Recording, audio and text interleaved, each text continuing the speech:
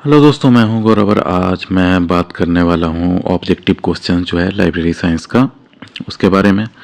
तो ये लेक्चर में भी हम 100 ऑब्जेक्टिव क्वेश्चंस करेंगे और ये जो महामैराथन क्लास हम चला रहे हैं इसमें बहुत ज़्यादा ऑब्जेक्टिव क्वेश्चंस हम डिस्कस करने वाले हैं, जिसमें मोर देन आपके देखे होंगे जैसे थंबनेल पे कि मोर देन 10,000 क्वेश्चंस मैं ये लाने वाला हूँ। तो अगर आपने हमारे चैनल को नहीं सब्सक्राइब किया है तो ज़रूर सब्सक्राइब कर लें।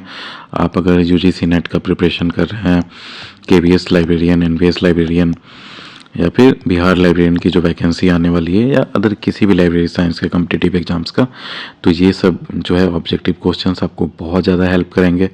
तो मैं इसके साथ साथ बता देता हूँ कि हम लोग जो है एक ऑब्जेक्टिव क्वेश्चंस का 5,000 ऑब्जेक्टिव क्वेश्चंस का बंडल जो है मतलब पीडीएफ सेल कर रहे हैं, जिसमें आपको इस मतलब टोटल क्वेश्चंस जो है उसको 100 टॉपिक्स में डिवाइड किया गया है, जिसमें आपके सारे जो लाइब्रेरी साइंस के टॉपिक्स है जो कंपटीशन में पूछे जाते हैं, एक भी टॉपिक आपका नहीं छूटेगा। तो हर एक टॉपिक्स पे मोस्ट इंपॉर्टेंट जो और ज़्यादा पूछे जाते हैं वो 50-50 क्वेश्चंस हर एक टॉपिक्स पे रहेंगे।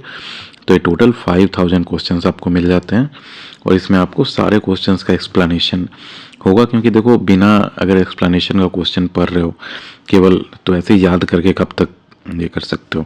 और इसके साथ जो है हम बोनस दे रहे हैं आपको, पूरा सिलेबस जो है समराइज किया हुआ नोट्स, वो आपका मोर देन 1500 स्लाइड्स में होगा।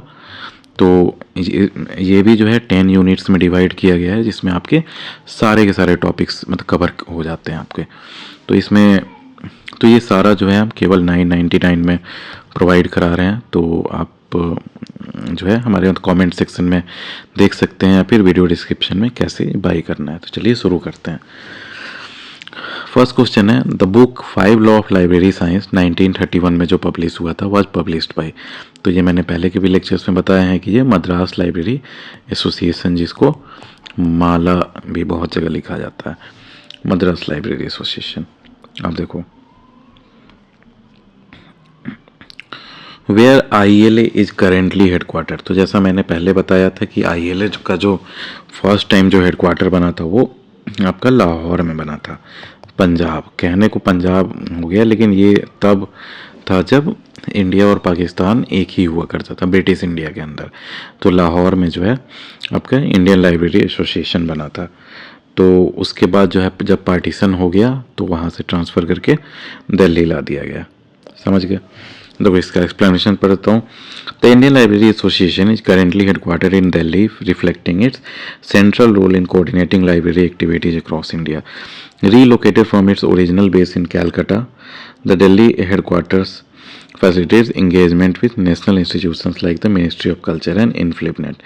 InflibNet क्या है? तो ये आपका जो है UGC द्वारा चलाया जाता है, वो जो लाइब्रेरी नेटवर्क है, मान लो तो इंफॉर्मेशन लाइब्रेरी नेटवर्क। समझ गया? अब देखो FID क्या है? तो ये होता है federation for information and documentation. लिख ही देता हूँ। अरे FID है आपका federation for information and documentation.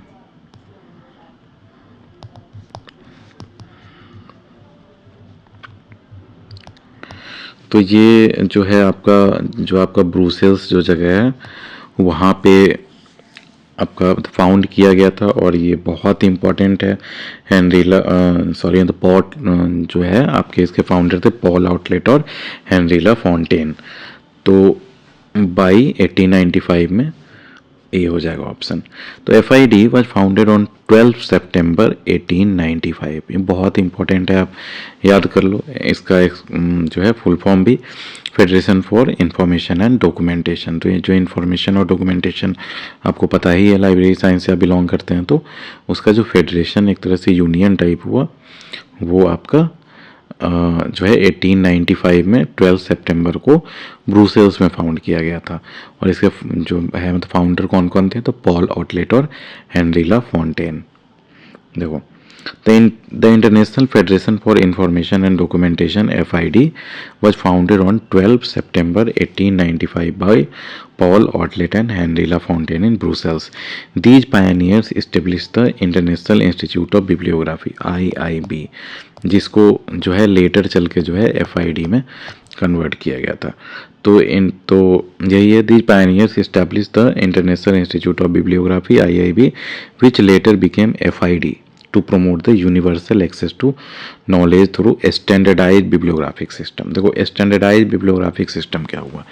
देखो बिब्लियोग्राफी पहले जिन्हें नहीं पता होगा तो पता तो होना चाहिए, क्योंकि ये लाइब्रेरी साइंस का बेस ही यहीं से. जैसे आप बायोडेटा होता है आदमी का, ह्यूमन का, तो बायोडेटा में क्या होता है कि जो उसके आपके जो भी मतलब कैरेक्टरिस्टिक्स हैं वो सारे लिखे होते हैं. हाइट हो गया, वेट हो गया, मतलब जैसे कलर कम्प्लेक्शन से लेके आपका मतलब क्या क्या क्वालिफिकेशन है, तो वो आपको डिफाइन करता है बायोडेटा. उसी टाइप से जो बिब्लियोग्राफी है वो बुक के लिए सेम चीज़ मान लो, है ना. तो अब मान लो कि आप जैसे मतलब इंडिया हो गया, तो इंडिया में जैसे बिब्लियोग्राफी का कोई अगर मतलब लाइब्रेरियंस यूज कर रहे हैं जैसे फॉर्मेट कि जो है हम ये चीज़ इंफॉर्मेशन जो है अपने बिब्लियोग्राफिक रिकॉर्ड में रखना चाहते हैं, और उसके बाद जो है अगर मान लो मतलब यूके हुआ मतलब यूनाइटेड किंगडम, वो कोई और फॉर्मेट यूज कर रहा है, फिर यूएस हो गया वो कोई और यूज कर रहा है, ईयू यूरोपियन यूनियन है वहाँ कुछ और यूज हो रहा हो, चाइना में कुछ और यूज हो रहा हो, तो फिर इससे क्या दिक्कत होगा कि आप बिब्लियोग्राफिक रिकॉर्ड जो है एक दूसरे से शेयर ही नहीं कर सकते हैं, है ना. तो इसी चीज़ के लिए जो है इन्होंने जो है पॉल ऑटलेट और हेनरी लाफोंटेन जो थे वो FID जो है, जो कि बाद में बना, उससे पहले जो है वो आपका IIB इंस्टीट्यूट ऑफ बिब्लियोग्राफी बनाए थे. और तो ये भी आपसे पूछा जा सकता है एग्जाम में कि IIB जो है वो किसके द्वारा फाउंड किया गया था, तो वो भी पॉल ऑटलेट और हेनरी लाफोंटेन द्वारा ही किया गया था. तो और FID जो है 12 सितंबर 1895, ये याद कर लो, बहुत इंपॉर्टेंट है. For example their universal decimal classification system advanced global information organization. समझ गया. अब देखो the state which does not provision for libraries, तो कौन सा स्टेट है इसमें जो लाइब्रेरीज के प्रोविजन नहीं करता है, तो ये भी इम्पोर्टेंट है, बहुत बार एग्जाम में पूछा गया है. तो ये है महाराष्ट्र. समझ गया. Which law of library science related to book selection, जो मैंने पहले भी बताया है कि सेकेंड लॉ जो है बुक सिलेक्शन से रिलेटेड है. क्यों? क्योंकि आप सेकेंड लॉ क्या कहता है, या फिर बुक सिलेक्शन देखो, तो बुक सिलेक्शन क्या हुआ कि आपको बुक जो है सेलेक्ट करना है, और सेलेक्ट जो है एज ए लाइब्रेरियन आप जैसे मतलब कैसे सेलेक्ट करोगे कि आप कौन कौन सा बुक लाइब्रेरी में जो है लाना चाहते हो, या फिर मतलब कौन कौन सा बुक जो है रीडिंग करना चाहते हो कि उसे हटाना चाहते हो, कोई नहीं इशू कर रहा है, तो आप यूजर्स का ही तो आप देखोगे. इंटरव्यू भी ले सकते हो मतलब यूजर्स का, फिर मतलब क्वेश्चनेयर्स तैयार कर सकते हो कि उन्हें मतलब क्या क्या मतलब जैसे बुक में इंटरेस्ट है मतलब किस किस टॉपिक्स में, है ना. तो इस टाइप से जो है आपका जो है मतलब बुक सिलेक्शन होगा. तो यहाँ पे आप ध्यान दे सकते हैं कि ये सब इंटरेस्ट जानोगे आप लोगों का, तो वो क्या कर रहे हो कि एवरी रीडर, हर एक रीडर का हीज हर बुक. तो यही है ना कि हर एक जितने भी आपके यहाँ रीडर हैं सबके इंटरेस्ट जान के और क्या क्या उनकी रिक्वायरमेंट हो सकती है उसके अनुसार आप बुक सेलेक्ट करोगे बुक सिलेक्शन में. अब आपका डाउट क्लियर हो गया होगा. तो इसी तरह से जो है आपको एग्ज़ाम में जब क्वेश्चन आता है तो इट्स नॉट नेसेसरी कि बुक सिलेक्शन ही पूछा जाएगा, और भी कुछ भी पूछा जा सकता है. The term information transfer was propounded bye. Information transfer ये बहुत इंपॉर्टेंट है, 20 में जो है इसका आंसर है.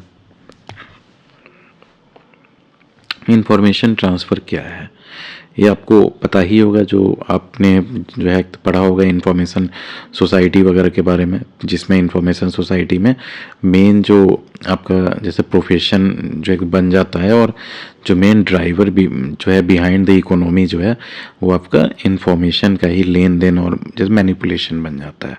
जैसे आप अभी भी जितने भी बड़े कंपनी देखोगे, जैसे OpenAI हो गया जो इसका मतलब ओनर जो है मतलब जिसका जैसे प्रोडक्ट है ChatGPT, तो ये सब देखोगे. फिर मतलब गूगल हो गया, माइक्रोसॉफ्ट हो गया, इसी टाइप का फेसबुक हो गया, ये सारी जो कंपनीज है वो सारा आपका डेटा को ही जो है एक तो प्रोसेस कर रही है. इंफॉर्मेशन रिलेटेड ही कंपनीज है.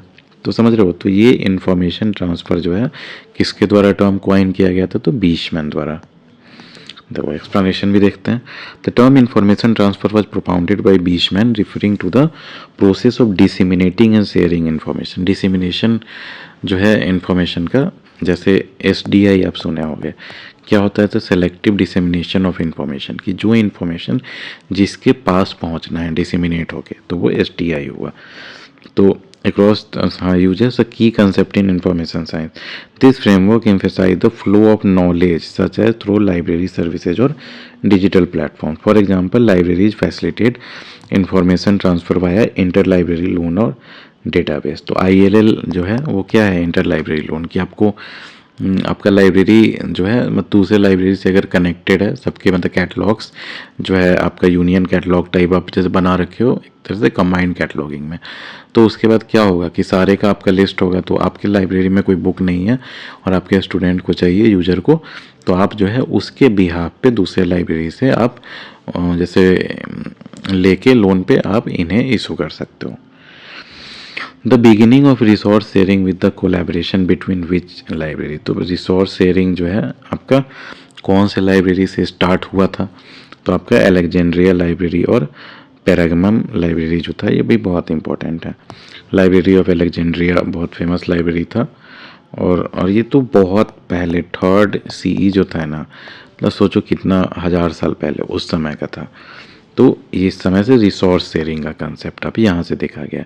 देखो रहा, हो सकता है बहुत जगह होता रहा होगा, हो सकता है नालंदा लाइब्रेरी में भी होता रहा होगा, बट द पॉइंट इज कि उसका जो एक होता है ना कि प्रूफ के साथ कुछ होना, तो ये इनके पास प्रूफ है कि यहाँ इस समय होता था। समझ गए। देखो resource sharing in libraries began with collaboration. तो जो मैं अभी ILL बता रहा था, इंटर लाइब्रेरी लेंडिंग, तो वो भी रिसोर्स शेयरिंग के अंदर ही आता है। तो the resource sharing in libraries began with the collaboration between the ancient Alexandria library and Pergamum library in the Hellenistic period circa 3rd century BCE। मैं बता रहा था, these libraries exchange scrolls and knowledge laying the foundation for cooperative resource sharing. For example, the Alexandria Library, a center of learning, shared resources with Pergamum to enhance scholarly access। समझ गए। अब देखो, तो ये बस नाम याद कर लो, अलेक्जेंड्रिया लाइब्रेरी और पेरगमम लाइब्रेरी।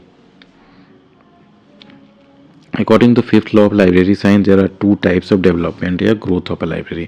तो मैंने पहले भी बताया था, चाइल्ड ग्रोथ और एडल्ट ग्रोथ। तो इसमें जो है इसी को जो है आपका एक्सटर्नल ग्रोथ और एंड इंटरनल ग्रोथ भी कहते हैं। तो जहाँ पे अगर दोनों दिया हो, एक्सटर्नल ग्रोथ और इंटरनल ग्रोथ भी ऑप्शन में हो, child growth and adult growth भी ऑप्शन में हो, तो मैं आपको सजेस्ट करूँगा child growth and adult growth को लगाने में। लेकिन आप बहुत जगह देखोगे तो एक्सटर्नल ग्रोथ मतलब एक्सटर्नल डेवलपमेंट और इंटरनल डेवलपमेंट भी होता है। समझ गए। देखो, तो जो हमारा वीडियो पहली बार देख रहे हैं, तो उन्हें मैं बता दूं कि ये सब जो है चाइल्ड ग्रोथ और मतलब एडल्ट ग्रोथ जो है, मैंने इसके जस्ट पहले वाले लेक्चर में या उससे भी पहले वाले लेक्चर में, ये जैसे लेक्चर 4 है तो लेक्चर 2 या 3 में मैंने डिस्कस किया है, तो आप उसमें भी देख सकते हैं। और चलो मैं शॉर्ट में बता ही देता हूँ कि जब लाइब्रेरी जब इस्टेब्लिश होती रहती है कोई नई लाइब्रेरी, तो उसमें आप देखोगे लाइब्रेरी बिल्डिंग हुआ, लाइब्रेरी बुक्स हुआ, फिर आपका फर्नीचर हो गया, इस तरह के मतलब पूरा जैसे वायरिंग वगैरह कराना होगा, फिर अलग अलग टाइप के भी मतलब जैसे टाइप्स ऑफ फर्नीचर होंगे, फिर मतलब कंप्यूटर पूरा जितना रिक्वायर्ड है लगाना पड़ेगा, उस हिसाब से आपका सर्कुलेशन सिस्टम डिजाइन करना पड़ेगा, फिर और भी जैसे यू गेट इट, मैं मतलब क्या कहना चाह रहा हूँ, सर्वर वगैरह जितना चीज़। तो ये सब जो फर्स्ट टाइम जो आपका ग्रोथ हुआ है, इसको चाइल्ड ग्रोथ कहते हैं। समझ गए। या फिर दूसरे टर्म में एक्सटर्नल ग्रोथ भी कहते हैं। कि आप देखोगे जैसे बच्चा होता है, तो बच्चा क्या करता है कि कुछ टाइम तक उसकी हाइट बढ़ती रहती है, वेट बढ़ेगा, मसल बढ़ेगा, सब कुछ, और एक टाइम बाद देखोगे वो फिक्स टाइप हो जाता है, हाइट बढ़ना भी रुक जाएगा, फेस भी चेंज होना रुक जाएगा, लगभग मतलब कलर भी उसका कांस्टेंट हो जाता है इस टाइप का। तो उसके बाद क्या होता है कि वो अपना दिमाग बढ़ाता है, जैसे नॉलेज बढ़ाता है, विजडम बढ़ाता है ना, तो वो एडल्ट ग्रोथ में आ जाता है, जैसे ह्यूमंस में होता है। तो वैसे ही लाइब्रेरीज में इंटरनल ग्रोथ या एडल्ट ग्रोथ कहते हैं। समझ गए। अब देखो the fifth law of library science, library is a growing organism, identifies two types of library growth, external and internal development. External development includes visible expansions like new building, increased book collections, additional staff. Internal development involves less tangible improvement such as enhancing service quality, adopting new technology और training staff. समझ गया? देखो in which year the first amendment to the delivery of books act 1954 act was done and newspaper added to it. तो 1956, 2 years के बाद ही, ये मैंने पहले भी क्वेश्चन कराया है तो ये आप याद कर लेना. The first amendment to the delivery of books and newspaper public library act 1954 was made in 1956. समझ गए?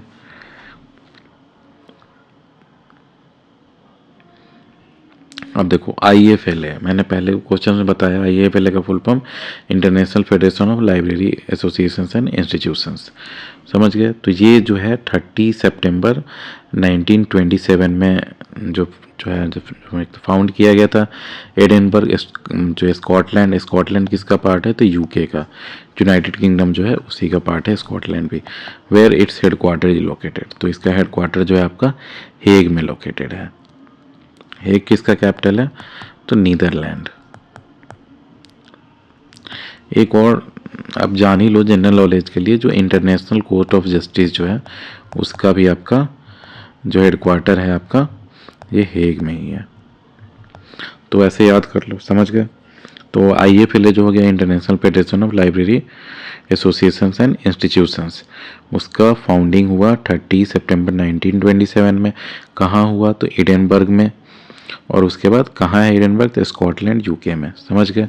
और इसका जो हेडक्वार्टर है वो हेग नीदरलैंड में. तो देखो एक क्वेश्चन से आपको कितना 6-7 क्वेश्चन आपको याद हो गया होगा. तो देखो एक्सप्लेनेशन देखते हैं. तो international federation of library association and institutions IFLA was founded on 30 September 1927 in Edinburgh, Scotland, and its headquarters is located in The Hague, Netherlands. The Hague was chosen for its strategic position in Europe, facilitating IFLA's global coordination of library standards. समझ गए? Which law of library science is related to extension services? जो मैंने बताया है कि जब extension services आपसे पूछा जाए तो इससे आप क्या जो समझना है, बुक फेयर टाइप समझना. बुक एग्जीबिशन जैसे अगर लगा रहा है आपका जो एक लाइब्रेरी, तो उससे क्या होगा कि आपके जो बुक्स हैं जो यूज कम हो रहे हैं और जो ज़्यादा यूज हो रहे हैं, सारे बुक्स को जो है एक साथ जो है सबको दिखाया जाएगा पूरा. जैसे बुक्स का कलेक्शन देखो तो इससे क्या होगा? तो जो बुक्स मतलब यूज में नहीं थे वो भी, उसके लिए भी कोई ना कोई रीडर मिलेगा, है ना. तो इसीलिए आपको इससे जो है मतलब आपको लॉ याद आ रहा होगा, third law, every book its reader. समझ गए? In which year Delhi public library was declared as depository या कॉपीराइट लाइब्रेरी? तो 1981-82 में. इसको तो याद ही करना पड़ेगा आपको. तो Delhi public library was declared a depository or copyright library under the Delivery of Books Act 1981-1982. This designation mandated that publishers send a copy of every publication to the library alongside other depository library like National Library. समझ गया? तो 1981 और 1982 समझ गए इसका.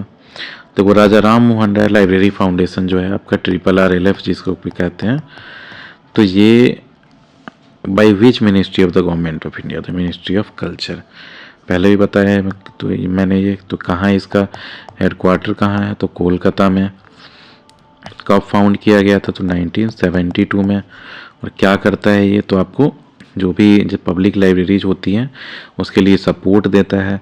तो आपके developed जो स्टेट्स हैं उसको 60:40 में फंडिंग देता है. 60% ये देता है, 40% आपके स्टेट गवर्नमेंट को जो है देना पड़ता है. फिर आपके डेवलपिंग स्टेट्स हैं उन पे जो है 90:10 में फंडिंग देता है. तो ये सब आपको याद होना चाहिए.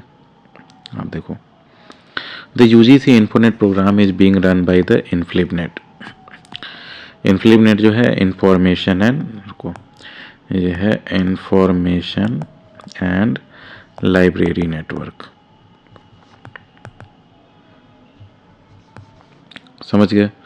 तो वही है, तो ये आपका नेटवर्क है। तो इसमें नेटवर्क से जो है बहुत सारे जैसे प्लेटफॉर्म्स हो गए, जैसे शोध गंगा है ना, शोध गंगा है, शोध सिंधु है, ये सब टाइप के जो प्लेटफॉर्म्स हैं ये सब इसके थ्रू कनेक्टेड रहते हैं इन्फ्लिमनेट के थ्रू। और मतलब इन्फ्लिमनेट जो आपका प्रोग्राम है वो किसके अंडर आता है, तो यूजीसी मतलब इन्फोनेट के अंदर आता है। और यूजीसी मतलब इनका जो है एक सॉफ्टवेयर भी बनाया हुआ है जिसका नाम है सोल। ये सब समझ गए। एक क्वेश्चन से देखो आपका बहुत सारा क्वेश्चन हो गया इसमें। तो यूजीसी इन्फोनेट प्रोग्राम लॉन्च इन तो 2002 में लॉन्च हुआ था, ये भी याद कर लो, 2002 में। Is run by INFLIBNET information and library network and autonomous centre under the university grants commission. It provides access to e resources such as journals and databases for Indian universities, enhancing research and academic capabilities. For example, UGC Infonet connects institutions to platforms like Sodhganga for these. समझ गए? Which is considered the first attempt in the field of library consortia in India. अब देखो, तो ये वैसे answer है DELNET. पहले library कंसोर्सिया मैं बता देता हूँ। देखो अब ऐसा होता है कि लाइब्रेरीज जो है ना, जैसे मान लो कि सारे आईआईटीज हैं, सारे आईआईटीज मान लो कि अलग अलग जो है रिसर्च पब्लिकेशन जो है या फिर पब्लिशिंग हाउसेज जो है उसका सब्सक्रिप्शंस लेती हैं। तो सब्सक्रिप्शंस लेते हैं तो वो लोग को बहुत महंगा पड़ेगा। मान लो कि अगर 70 लाख का सब्सक्रिप्शन है तो 70 लाख सब लोग को देना पड़ेगा। तो ये लोग करते क्या है कि एक मेंबरशिप टाइप बना लेते हैं, मेंबरशिप टाइप। तो ये सारे एक साथ जुड़ जाते हैं ग्रुप में, और उसके बाद जो है कुछ भी मतलब बाई करते हैं, सेल करते हैं, या फिर सॉरी मतलब सेल तो नहीं कह सकते, बाई ही करते हैं मोस्टली। ई जर्नल्स हो गए, मैगजीन्स हो गए, या फिर मतलब पब्लिशिंग हाउस है जैसे नेचर हो गया, फिर आपका साइंस डायरेक्ट हो गया, ये सब टाइप का। तो वो सबका सब्सक्रिप्शन जो है एक साथ लेते हैं, समझ गए। तो इससे इन्हें चीप पड़ता है। या फिर कंसोर्सिया, समझ गए। तो जब ग्रुप जो है बन जाता है तो उससे और भी जो फ़ायदा हो सकता है कि और भी जो भी डिसीजंस लेना है तो वो सारा एज अ ग्रुप वो ले सकते हैं डिसीजन, समझ गए। तो आपका फर्स्ट अटेम्प्ट जो था in the field of library consortia in India, तो वो डेलनेट के फॉर्म था। डेलनेट क्या है, तो डेवलपिंग लाइब्रेरी नेटवर्क। कहाँ पे है ये, तो दिल्ली में है। तो DELNET developing library network established in 1988 is considered the first attempt at library consortia in India. It facilitates resource sharing among libraries initially in Delhi and later nationwide through those services like the interlibrary loans and shared catalogs. For example, Delnet connects public, academic and special libraries. समझ के तीनों को connect करता है, providing access to databases and e resources. आ गया समझ में। अब देखो, when doctor Ranganathan model public library act had amended, तो अमेंडमेंट इसका कह रहा है तो आपका 1957 एंड 1972 मैंने बताया था। फर्स्ट अमेंडमेंट 1957 था, सेकेंड अमेंडमेंट 1972 में आया था।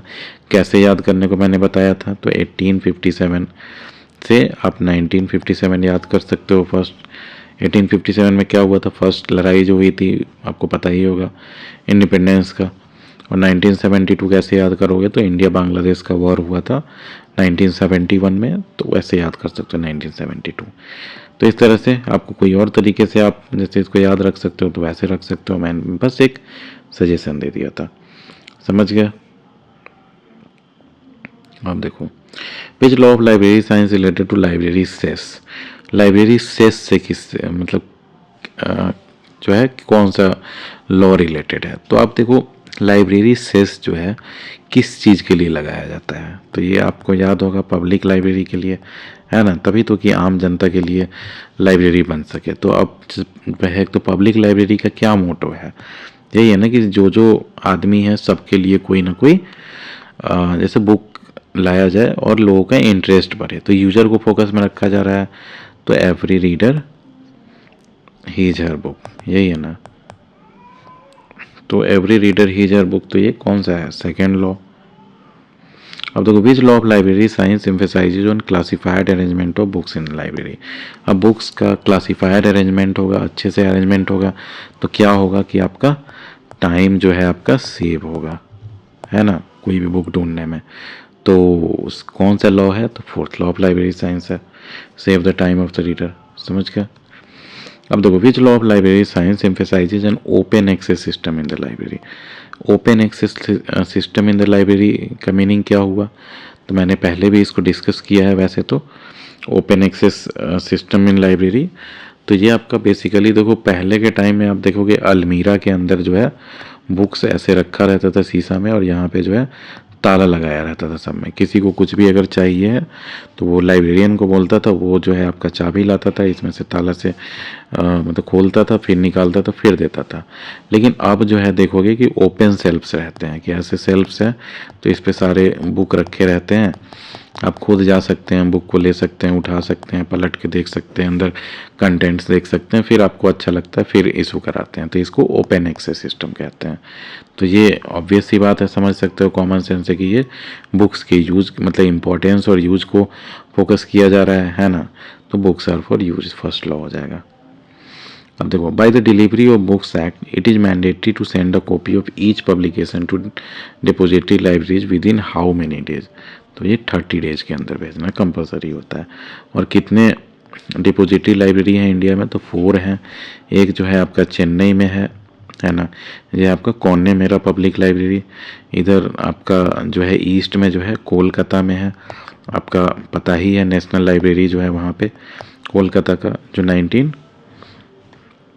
1891 में जो इम्पीरियल लाइब्रेरी बना था ये, और यही जाके 1948 में जो है नेशनल लाइब्रेरी बन गया, है ना।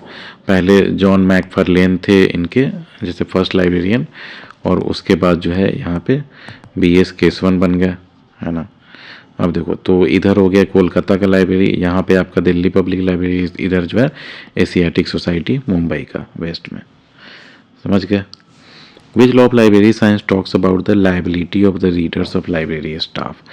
तो liability of the readers of the library staff, तो लाइब्रेरी स्टाफ का जो है क्या लाइबिलिटी है, तो वो आपका एवरी रीडर ही जर बुक, की हर एक रीडर जो है उसको उसकी बुक मिल सके, कॉमन सेंस से आप बता सकते हो। सेकेंड लॉ, तो विच law of library science emphasises arrangement of books in the helpful sequence.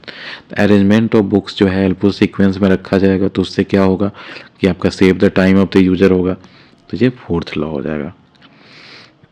अब देखो, when the first model public library act was presented by doctor Ranganathan, तो ये दिसंबर 26 टू दिसंबर 30 1930 में हुआ था, समझ गए।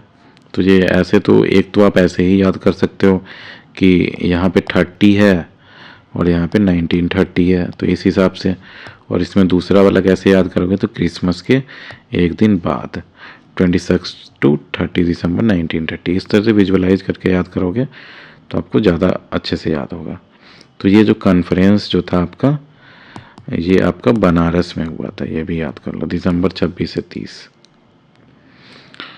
The 5th law of library science is library is a growing organism, समझ गया। The correct ratio of assistance for public library provided by the Raja Ram Mohan Roy library foundation to the developed state is, तो 60:40, अभी मैंने बताया था थोड़ी देर पहले। Which law of library science related to extension services, तो आपका 3rd लॉ, जैसा मैंने बताया था, जहाँ पे भी एक्सटेंशन सर्विसेज है वहाँ पे आप बुक एग्जीबिशन से याद करो। तो बुक एग्जीबिशन लगेगा तो वहाँ पे जो जो बुक नहीं भी यूज हो रहे हैं सबके रीडर ढूंढे जाएंगे, टेक्निकली देखो तो वो जो है आपका 3rd लॉ हो जाता है।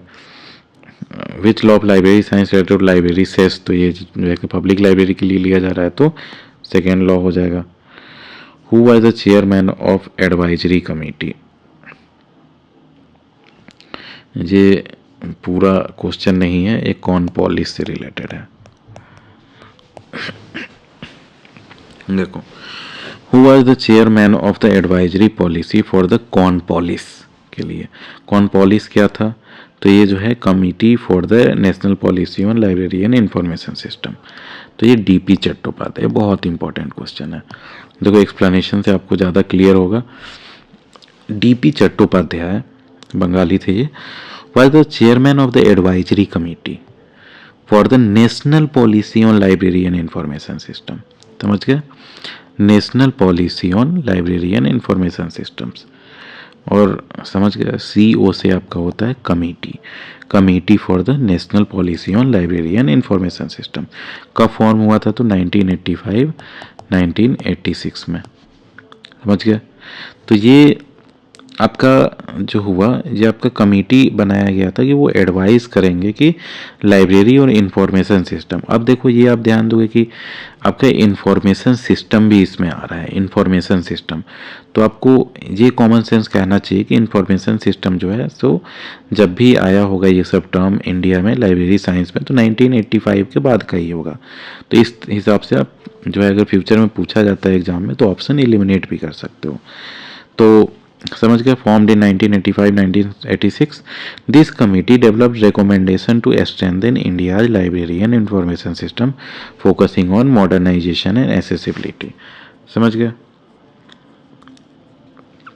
तो डीपी चट्टोपाध्याय, और इसका फुल फॉर्म याद कर लो, committee for national policy on library and information system. अब देखो, the term information retrieval was propounded by, तो ये कैल्विन मूर्स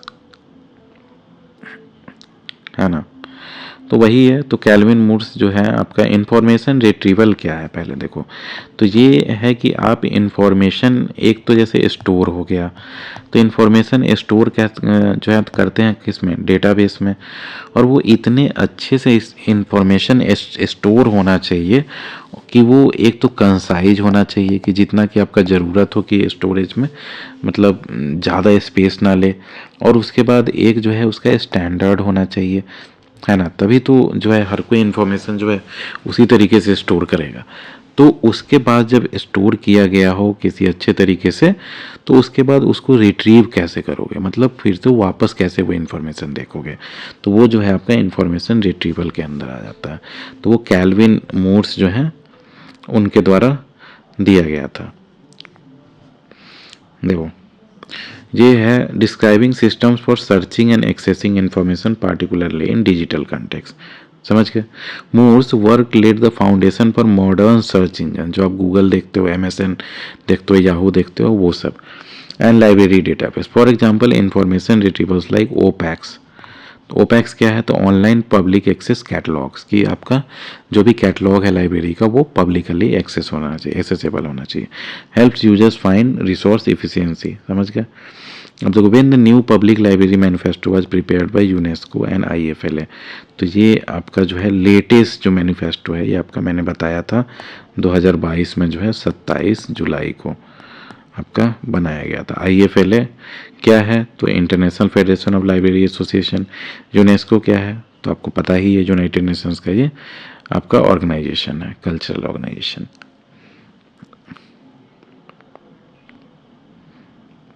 ये भी देख लो कि नया जो मैनिफेस्टो है 2022 वाला, उसमें क्या क्या आपका मतलब चीज़ पे फोकस किया गया है। The revision emphasises public libraries role in promoting digital inclusion, sustainable development and community engagement in digital age. समझ गए। It reflects advancements in technology such as online access to resources and the need for library to support life long learning and social equity. अब देखो, which law of library science related to centralise cataloguing.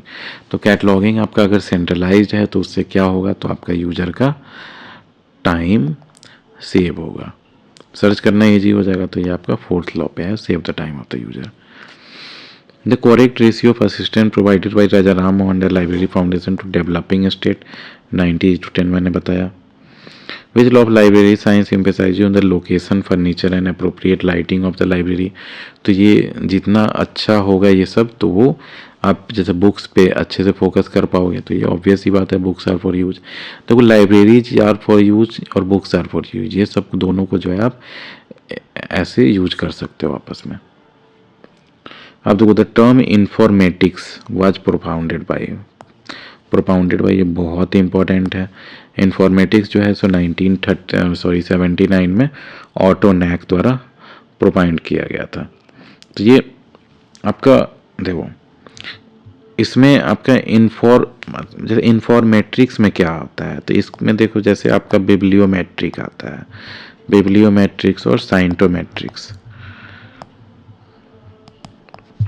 तो ये आपका जो information production जो हो रहा है ना, इंफॉर्मेशन का प्रोडक्शन, तो उसका जो है जैसे प्रोडक्शन हुआ, यूज हुआ, फिर उसका जो एक तो साइटेशन हुआ, साइटेशन किसको कहते हैं, जो कि आपका कोई वर्क को जो है अपने जो एक तरह से पेपर में आपका जैसे नाम दे कि जो है मैंने वहाँ से इंफॉर्मेशन ये लिया है या फिर वहाँ से मैंने ये सीखा है। तो ये सब के बारे में जो है आपका मतलब इन्फॉर्मेट्रिक्स में ये सब मतलब डिफाइन किया गया था। तो ये ऑटोनैक जो है ये 1979 में डिफाइन किए थे। बहुत इंपॉर्टेंट क्वेश्चन है ये, याद कर लो। एक्सप्लेनेशन देखते हैं। The term informetrics was propounded by Otto Nacke in 1979 referring to the quantitative study of information process. समझ गए कि आप माने कि कोई इंफॉर्मेशन प्रोड्यूस किए, जैसे प्राइमरी इंफॉर्मेशन, तो प्राइमरी इंफॉर्मेशन तो रिसर्च आर्टिकल हो सकता है जैसे, तो आप रिसर्च आर्टिकल प्रोड्यूस किए, तो वो रिसर्च आर्टिकल प्रोड्यूस करना ही काफ़ी नहीं है ना, उसका क्या इम्पैक्ट हुआ, कितने लोग उसको पढ़े, कितने लोग उसको मतलब साइट किए, आप मतलब अपने रिसर्च में आपके रिसर्च को, तो मतलब क्या उसका इम्पैक्ट फैक्टर रहा, तो ये सारे जो है ना आपका इन्फॉर्मेट्रिक्स में आ जाते हैं। समझ गए। Quantitative study of information process, तो इंक्लूडिंग जिसमें आ जाता है बिब्लियोमेट्रिक्स जो मैं बता रहा था, साइंटोमेट्रिक्स हो गया। It analyses patterns in information production and use such as citation analysis in library. For example informetrics help library access collection uses और रिसर्च इम्पैक्ट। समझ गया। तो मैं एक चीज़ और कहना चाहूँगा, मैं फिर से बता दूँ जो जिन्हें नहीं पता हो, कि हम जो है 5000 क्वेश्चंस का जो है क्वेश्चन बैंक एक दे रहे हैं, जिसमें आपको जो है ये टोटल के टोटल क्वेश्चन 100 टॉपिक्स में डिवाइड किए हुए हैं, और 100 टॉपिक्स में एवरी टॉपिक के लिए टॉप 50 क्वेश्चंस आपको मिल जाएंगे, जो कि आपका अगर कोई टॉपिक वीक है तो केवल उस पर ज़्यादा फोकस कर सकते हैं, और वो सारे के सारे आपको क्वेश्चन जो है विथ एक्सप्लेनेशन मिलेंगे इसी टाइप के, कि आप खुद से भी जो है पढ़ के उसे समझ सकते हैं। और उसके साथ जो है बोनस में हम जो है पूरा जो लाइब्रेरी साइंस का सिलेबस है उसका नोट्स जो है आपको मिल जाएगा, वो आपको 10 यूनिट्स में, जिसमें ईच यूनिट्स में ऑलमोस्ट मतलब 250 टू 300 स्लाइड्स होंगे ऑन एन एवरेज, जिससे आपको ऑलमोस्ट 1500 टू 2000 स्लाइड्स में पूरा सिलेबस मिल जाएगा। वो बहुत अच्छे से जो है जैसे पढ़ सकते हैं, जिसमें आपका कोई इन्फॉर्मेशन छूटे नहीं। तो ये सारा जो है हम केवल 999 में ये जैसे अवेलेबल करा रहे हैं। तो इसके लिए आप कमेंट सेक्शन में जैसे पिन्ड कमेंट देख सकते हैं हमारा, या वीडियो डिस्क्रिप्शन में मैंने प्रोसेस डाल दिया है कि आप यूपीआई पे भी ले सकते हैं ये। और अगर आपको डोनेट करना हो तो उसी यूपीआई आईडी पे आप डोनेट कर सकते हैं, वो कुछ भी अमाउंट हो सकता है। इट विल बी हेल्पफुल अगर आपको वीडियो अच्छी लग रही हो आपके लायक। तो चलिए आगे देखते हैं। When doctor Ranganathan model public library act was amended, तो ये मैंने बताया है 1957 और 1972। अब देखो, when the first public library manifesto prepared by UNESCO, तो फर्स्ट टाइम जो है आपका पब्लिक लाइब्रेरी मैनिफेस्टो कब आपका प्रिपेयर किया गया था यूनेस्को द्वारा। तो ये आपको मैंने पहले के लेक्चर्स में वैसे बताया है, दोबारा बता देता हूँ। तो ये यूनेस्को जो है एक तो आपको यूएन का ऑर्गेनाइजेशन है, यूनाइटेड नेशंस का। अब देखो यूनाइटेड नेशंस का, अब देखो अगर इसमें से आपको नहीं पता है, मान लो कि फर्स्ट पब्लिक लाइब्रेरी मैनिफेस्टो कब प्रिपेयर किया गया, तो आप ये देखोगे ना कि ये जैसे कल्चरल और मतलब एजुकेशनल ऑर्गेनाइजेशन है, तो ये ऑब्वियस सी बात है जब जैसे बना होगा तो उसके बाद ही जैसे मतलब तुरंत ही कुछ दिन में किया होगा। तो अब ऐसे आप कॉमन सेंस लगा सकते हैं कि यूनाइटेड नेशंस कब बना था, तो वर्ल्ड वॉर 2 जो हुआ था उसके बाद बना था। वर्ल्ड वॉर 2 जो है आपका 1948 तक लगभग वो सब झंझट ख़त्म होके आपका 1949 के आसपास में यूनाइटेड नेशंस के जो भी बॉडीज़ हैं, जैसे यूनाइटेड नेशन सिक्योरिटी काउंसिल हो गया, यूनाइटेड नेशन जनरल असेंबली हो गया, फिर आपका जैसे यूनाइटेड नेशंस का ह्यूमन राइट्स वाला हो गया, यूएनएचआर हो गया, इस तरह से बहुत सारे इसके जैसे पार्ट्स हैं। फिर मतलब यूनिसेफ जैसे देख सकते हो, इसी सब में जो है आपका आईएमएफ फिर जैसे बनाया गया था, वर्ल्ड बैंक बनाया गया था जैसे ब्रेटन वुड एग्रीमेंट के अंदर। तो ये सब खैर बात की बात है, तो यही जान लो। तो उस हिसाब से आप देखोगे कि ये भी उसी आसपास बना होगा जैसे 1948 के आसपास। तो इसमें से कौन सा आपको ऑप्शन लग रहा है 1948 के आसपास? 1949 वाला। तो ये ऐसे भी लगा सकते हो आपको अगर नहीं पता हो तो, और नहीं तो पता है तब तो बहुत अच्छी बात है। समझ गए। देखो इसके बारे में जानो पहले, इसलिए मैं एक्सप्लेनेशन भी पढ़ देता हूँ। The first UNESCO public library manifesto was prepared in 1949 outlining the role of public library in promoting education, culture and democracy worldwide. It emphasized libraries as accessible center for knowledge and lifelong learning, advocating for free access to resources for all. The manifesto set global standard for public library services, encouraging government to support library development. कि public library जो है, देखो ये 1949 की बात है। अभी आपको जैसे लग रहा होगा कि यार इतने तो स्कूल्स हैं, कॉलेजेस हैं, कोचिंग सेंटर्स वगैरह, कितना ज़्यादा इंटरनेट है, लेकिन 1949 के आसपास में सोचो देश आज़ाद हुआ था, तो यू कैन इमेजिन। आगे देखते हैं। विच law of library science emphasises on hours, timing, opening and closing of the library. तो ये भी जो है आपका, ये भी लाइब्रेरी से रिलेटेड है कि ओपनिंग क्लोजिंग होगा तो उससे क्या होगा कि आप जितना जल्दी आप लाइब्रेरी खोलते हैं उतना जल्दी बुक्स सबके लिए अवेलेबल हो पाएंगे। तो ये first law books are for use से रिलेटेड है। अब देखो इंडेस्ट, तो ये बहुत इंपॉर्टेंट क्वेश्चन है। इंडेस्ट आए तो वो IIT दिल्ली होता है इसका, ये बस याद कर लो, है ना। तो INDEST has been developed by ministry of human resource development MHRD जो है, on the report of Professor N. Balakrishnan Committee for Cooperation of Electronic Resources in the Field of Technical Education, where its headquarters is located. तो ये IIT Delhi में है। जब explanation देखते हैं, the Indian national digital library in engineering science and technology, INDEST, समझ गए, developed by ministry of MHRD based on the professor N. Balakrishnan committee recommendation, is headquartered at IIT Delhi में, इस्टेब्लिश्ड इन 2003 में। तो ये डेट आप याद कर लो, बहुत इंपॉर्टेंट है। 2003 N. बालाकृष्णन कमेटी और इंडेस्ट और MHRD। तो देखो इसमें 6-7 क्वेश्चन हो गया और IIT दिल्ली, तो ये सब टर्म सबको एक साथ मेमोराइज कर लो और कोई उपाय नहीं है। INDEST facilitates access to electronic resources like, तो क्या क्या, जैसे जर्नल्स हो गया तो उसको फैसिलिटेट करता है, databases for technical institutions, for example it provide centralise subscriptions to resources benefiting students and researchers, समझ गए।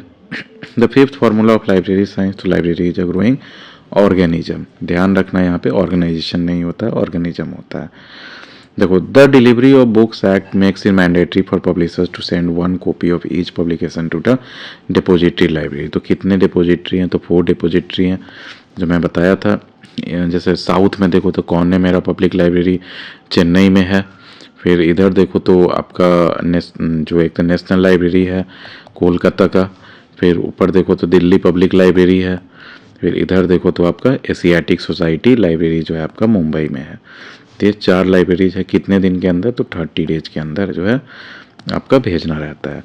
तो फर्स्ट जो आपका एक्ट आया था 1954 में आया था, फिर 1956 में जो है आपका इस एक्ट में न्यूज़पेपर्स को भी ऐड कर दिया गया, समझ गए। अब देखो, establishment of the national library is considered as beginning of which library. तो बिगिनिंग लाइब्रेरी तो इम्पेरियल लाइब्रेरी 1891 में बना था, इसी को जो है नेशनल लाइब्रेरी में 1948 में कन्वर्ट कर दिया गया था, समझ गए। When imperial library was established तो 1891 में, कहाँ, तो कलकत्ता में। When FID was named as international federation for information and documentation, तो पहले इसका नाम था क्या, तो IIB international institute of bibliography 1895 में फाउंड हुआ, और इसी को जो है आपका 1937 में आपका कन्वर्ट कर दिया गया था FID में, समझ गए। IIB FID ऐसे याद कर लो, समझ गए। तो ये आपका हो गया। तो इसका फुल फॉर्म आप बहुत इंपॉर्टेंट है, याद कर लो, international federation for information and documentation 1937। देखो एक्सप्लेनेशन देखते हैं। The international institute of bibliography founded in 1895 was renamed the international federation for documentation in 1937 to reflect its expanded focus on documentation and information management beyond bibliography.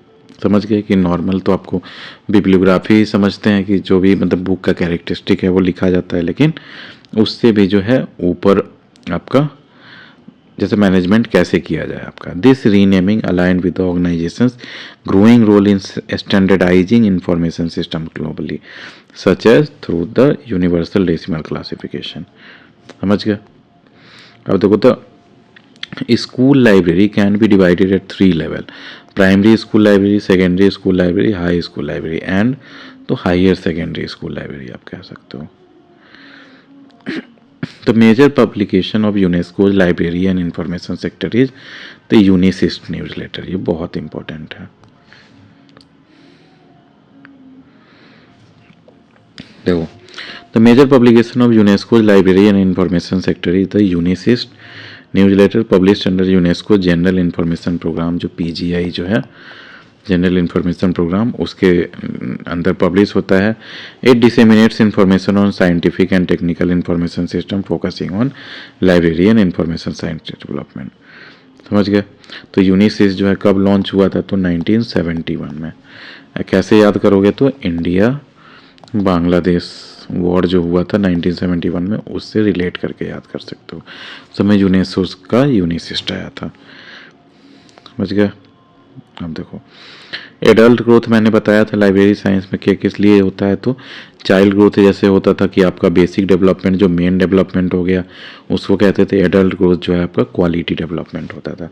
Quality improvement of library service, development of technology, जो training of staff, development of professional skill, तो ये all the above हो जाएगा।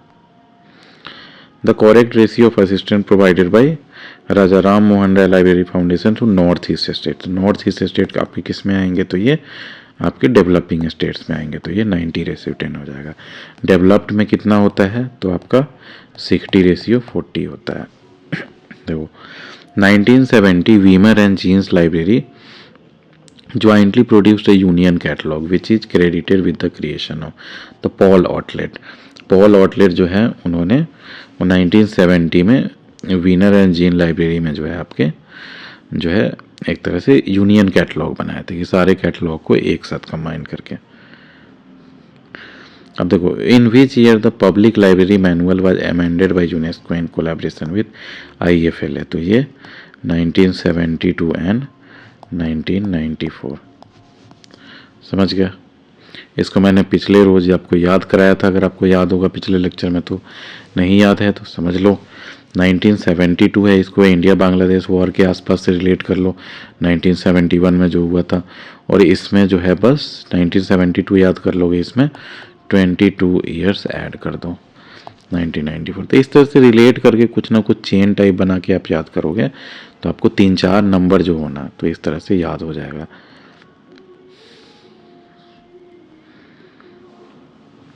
By what name FID was founded in Brussels, तो मैंने बताया था अभी IIB international institute of bibliography कब फाउंड हुआ था, तो 1895 में। कौन किसके द्वारा, तो पॉल आउटलेट और हेनरी ला फॉन्टेन द्वारा।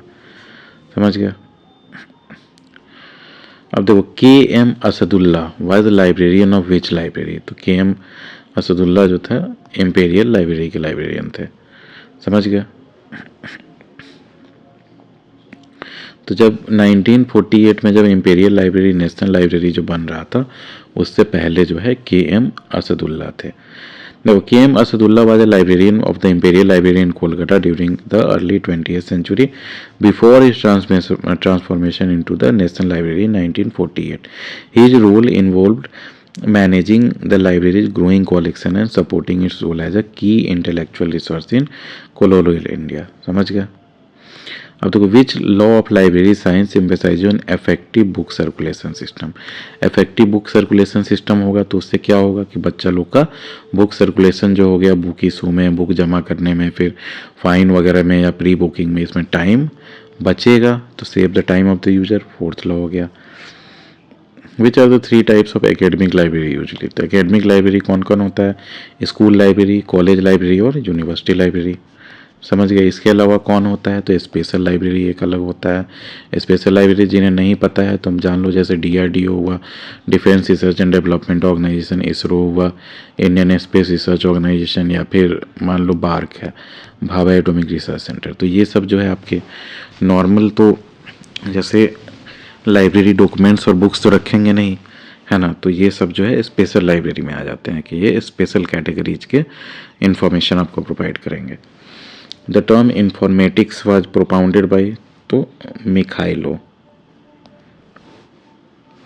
पूरा नाम इनका क्या था, तो AI मिखाइलो। इंफॉर्मेटिक्स समझ गए। तो ये भी आपका जो है मैनेजमेंट और डिसेमिनेशन ऑफ इंफॉर्मेशन जो है उसी से रिलेटेड है, समझ गए। देखो the term informatics was propounded bye AI Mykhailo in the 1960s describing the study of information processing and systems. समझ गए, इंफॉर्मेशन को कैसे प्रोसेस करोगे, तो उसके सिस्टम्स को, पार्टिकुलरली इन साइंटिफिक कंटेक्स्ट। तो used in Soviet Union it encompass the management and dissemination of information through technology. For example, informatics applies to library automation and database management, enhancing access to resources. समझ गया। Fifth law of library science पता है आपको, library is a growing organism. When was the first model public library act was presented by doctor Ranganathan. तो ये आपको पता होगा, ये बनारस में कॉन्फ्रेंस हुआ था 1930 में, 26 दिसंबर 26 to 30 1930 में, समझ गए। इसमें लाइब्रेरी फंडिंग वगैरह से रिलेटेड बात की गई थी। कितने आपके डिपोजिटरी लाइब्रेरी हैं टोटल, तो 4 लाइब्रेरी हैं, 3-4 बार मैंने बता दिया ये। विच law of library science emphasises on library services for the disabled and blind.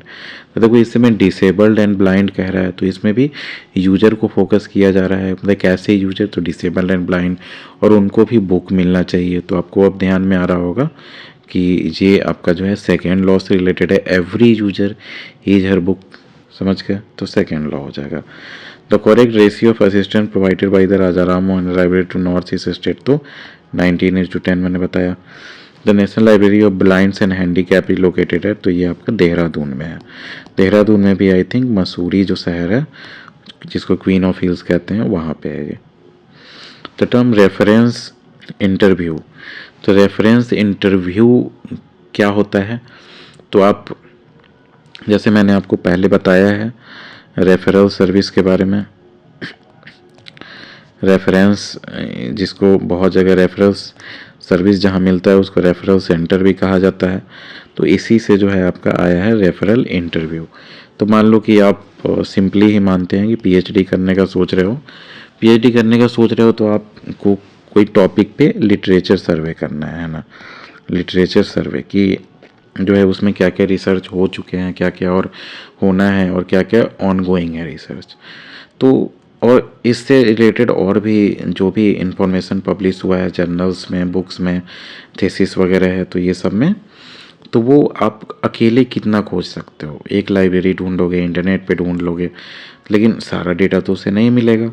तो उसके लिए जो है आपको रेफरेंस सेंटर में जाना पड़ता है। तो उन्हें आप बताओगे कि ऐसे ऐसे मुझे इस टॉपिक पे चाहिए, तो वो जो है आपको खोज के डिटेल में देते हैं। तो वो कुछ टाइम लेंगे आपसे, 1 दिन 2 दिन या 1 वीक भी ले सकते हैं, या हो सकता है कि उनके पास डेटा अवेलेबल हो तो हैंड टू हैंड भी दे सकते हैं, है ना।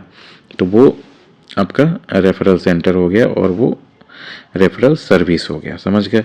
तो उसी से रिलेटेड है रेफरेंस इंटरव्यू। तो वो आप जो एक तरह से उनसे बातचीत करोगे, आप अपना प्रॉब्लम बताओगे, तो वो सब रेफरेंस इंटरव्यू में आ जाता है। तो ये जो है आपका मार्गरेट हिचिंस द्वारा दिया गया था, ये बहुत इंपॉर्टेंट है ये भी, मार्गरेट हिचिंस। देखो the term reference interview was propounded by Margaret Hitchens, जिसको ऐसे ओरिजिनल ऐसे टाइप किया था, describing the process where librarians clarify users information need, जो मैं बता रहा था information need, through structured dialogue, कि वो पहले पूछेंगे और वो पूरा स्ट्रक्चर्ड फॉर्म में लिखेंगे कि उनसे कोई इन्फॉर्मेशन लेना भी ना छूट जाए, कि पूरा अच्छे से इन्फॉर्मेशन दे पाए, समझ गए।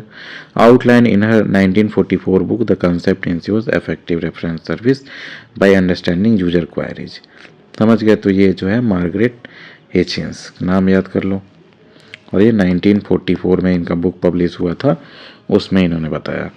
अब देखो in which year the delivery of books act was pass, तो 1954 में, और 1956 में इसी में अमेंडमेंट लाया गया कि न्यूज़पेपर भी आपको भेजना पड़ेगा।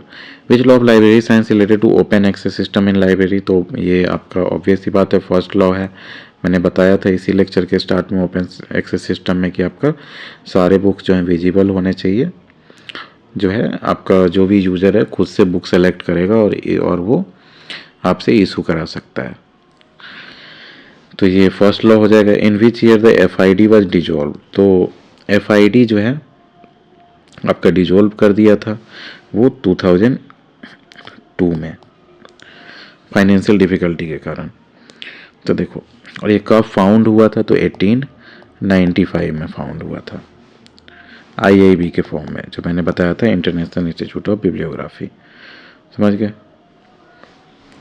Which law of library science emphasise on classification and photo cataloguing of books in library.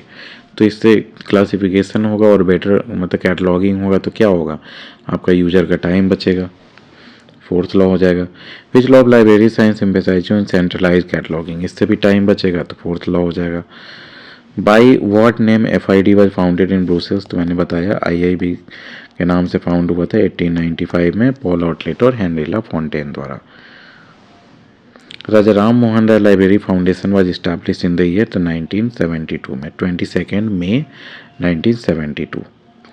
अब देखो, द टर्म वेबलॉग या we blog was propounded by John Barger. John Barger जो है 1977 में आपका जो है वेबलॉग जो हो गया। वेबलॉग क्या हुआ कि देखो, वेबसाइट का जो लॉग हुआ ना, मानो कि आप कोई सॉफ्टवेयर चलाते हो, तो सॉफ्टवेयर चलाते होगे तो उसमें जैसे लॉगिन हिस्ट्री हो गया, आपने किस चीज़ पे कॉपी किया, ये सब जो है उसका लॉग इंटर होते जाता है ना। या फिर जैसे आप देखोगे कि जैसे टेलीफोन में ही देख लो, तो आप आपके फ़ोन में, तो आपके जैसे फ़ोन में जो मोबाइल फ़ोन में होता होगा कि कॉल लॉग होता है कि जो जहाँ जहाँ कॉल हुआ है, जहाँ से मिस कॉल आया है, सारा जो है एक साथ डिटेल होता है। तो वैसे ही वेब का जो आपका जो एक तरह के इसका आपका मतलब डेटा हुआ ना, आर्टिकल लिंक वगैरह जो भी, जो उसको क्रोनोलॉजिकल ऑर्डर में एक तरह से एक साथ अगर रखा जाए तो उसको वेबलॉग कहते हैं। तो ये जॉन बार्गर जो भी नाम है, तो वो उन्होंने 1997 में इन्होंने दिया था ये टर्म। देखो एक्सप्लेनेशन देखते हैं।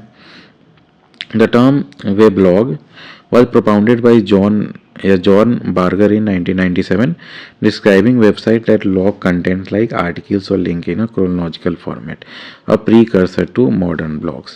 समझ गए।